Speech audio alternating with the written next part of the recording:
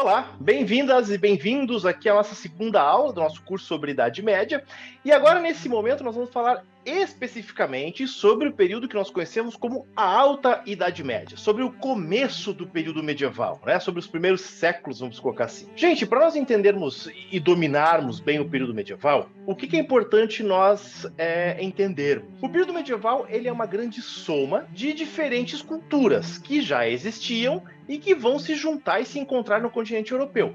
Que culturas são essas? A cultura romana, do próprio Império Romano, que estava ali em decadência, além da cultura germânica. Aí a cultura germânica, ela também é entendida como a cultura dos povos bárbaros, aí entre aspas, que a gente usa. E além da cultura germânica, essas duas aqui, ó, elas vão ser, vamos dizer assim, cimentadas ou fundidas, né? Principalmente por intermédio da cultura cristã. Então, quando eu pego esses três panoramas culturais, a cultura romana, a cultura germânica e a cultura cristã, eu terei aquilo que eu conheço como a Idade Média, ou o período medieval. Percebam o seguinte, né? Quando nós temos o fim da civilização romana do Ocidente, nós temos ali por volta dos séculos 3 depois de Cristo, 3 e 4, né, e ali em diante. O que a gente vai ter? A gente vai ter o declínio das instituições romanas. Então, por exemplo, o Estado romano está em declínio, a escravidão está em declínio, o direito romano está em declínio, certo? E junto com esse declínio das instituições está também a decadência econômica e militar do Império Romano.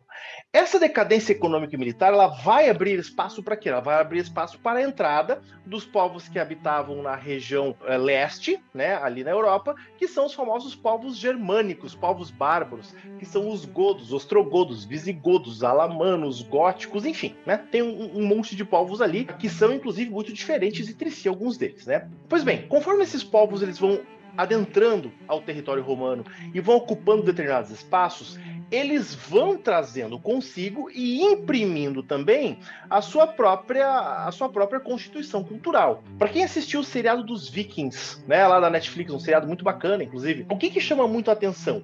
Chama muito a atenção que o modelo de governo dos Vikings, né, o modelo político e o modelo de governo dos Vikings, é muito parecido, se não até mesmo igual, ao modelo político dos reinos cristãos, ali no caso da Inglaterra, né, que principalmente nas primeiras temporadas mostra um pouco disso. Então lá no mundo viking você tinha o conde, tanto que o personagem principal, o Ragnar, né, ele era o conde Ragnar, depois ele vai se tornar o rei Ragnar. Assim como no mundo cristão, você tem os condes, os nobres e os reis também. Então percebam, eu tenho os pagãos, né, que era assim que os cristãos chamavam, e os cristãos com a mesma estrutura política. Por que isso era assim? Porque essa estrutura política, ela vem da onde? Ela vem dos povos germânicos que invadiram o mundo romano.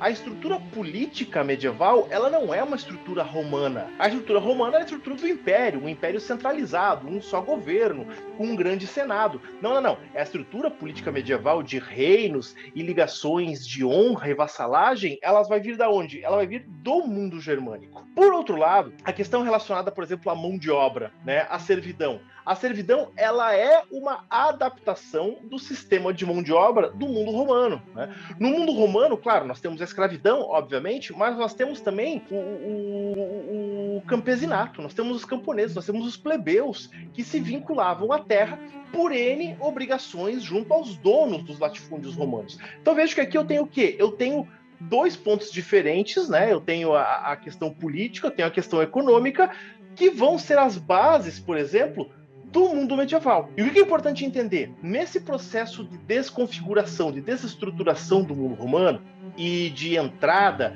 dos povos germânicos, eu tenho mundos completamente diferentes, né? O mundo romano, todo estruturado, com uma filosofia muito bem definida, com o direito, com a literatura, enfim, tá? O auge, vamos dizer assim, da civilização ocidental antiga. Do outro lado, eu tenho os povos germânicos que não têm direito, eles vivem na base do costume, da tradição, ou seja, esses dois povos eles vão se encontrar. E eles deveriam entrar em choque, mas eles não entram em choque, eles se moldam e geram uma nova civilização.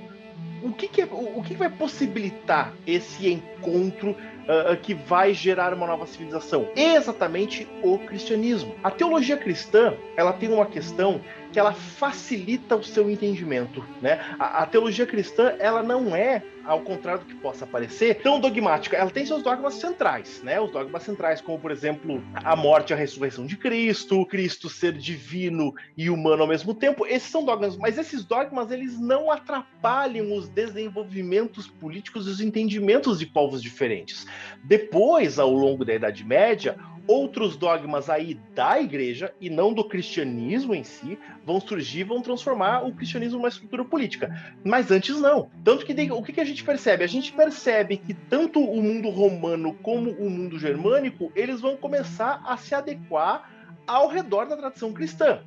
Onde que eu posso dar um exemplo bem tangível disso para vocês? Eu posso dar um exemplo tangível na construção do calendário. Quando a gente pega, por exemplo, o Natal aqui, ó, 25/12. Para quem não sabe, Jesus Cristo provavelmente não nasceu em dezembro. Em dezembro, no Oriente Médio, faz muito, muito, muito frio. Dificilmente um homem ele sairia com sua esposa grávida de noite para ir para uma outra cidade, como consta, né, no Novo Testamento, sobre o nascimento de Jesus, no frio que estava. O que nós temos por volta da semana de 20 de janeiro, 20 de dezembro? Aqui no Hemisfério Sul, nós temos o início do verão, né? O verão, o equinócio de verão, lá ele é no dia 21 de dezembro. Na Europa, no Hemisfério Norte, eu tenho o início do quê? Eu tenho o início do inverno, que é o solstício lá, que inclusive era um objeto de comemoração e reverência dos povos pagãos. Tinham vários e diversos rituais aliados a isso. Só que daí perceba uma coisa, tempos depois, quando a gente pega aí 3 meses depois, o que nós temos aí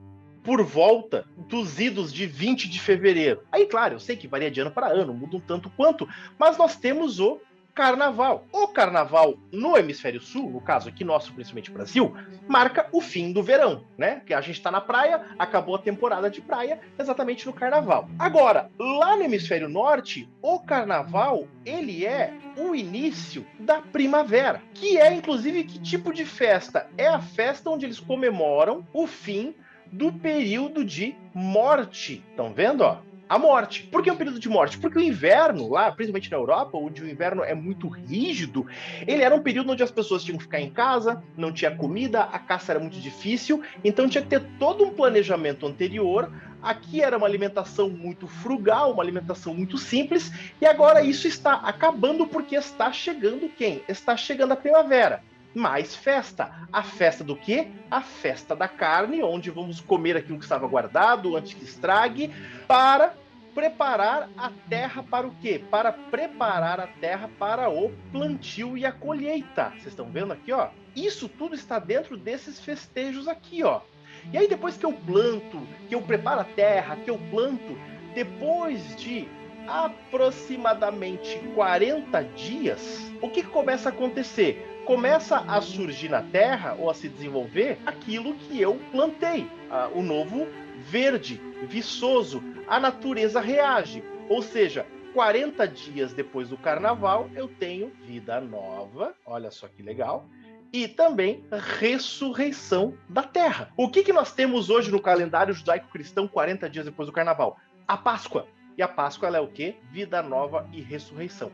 Então, claro, vejam, esses elementos, esse exemplo que eu estou mostrando, ele não é para negar o cristianismo. Não, longe disso. Ele é para a gente entender como que a cultura cristã, ela vai conversar com os germânicos e também com os romanos, para formar aquilo que nós vamos conhecer como a cristandade medieval. Esse processo, ele é muito importante, porque esse aqui é o processo do quê?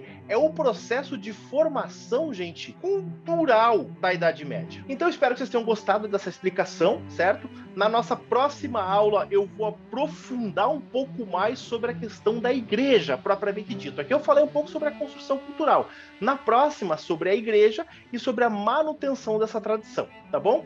Até mais!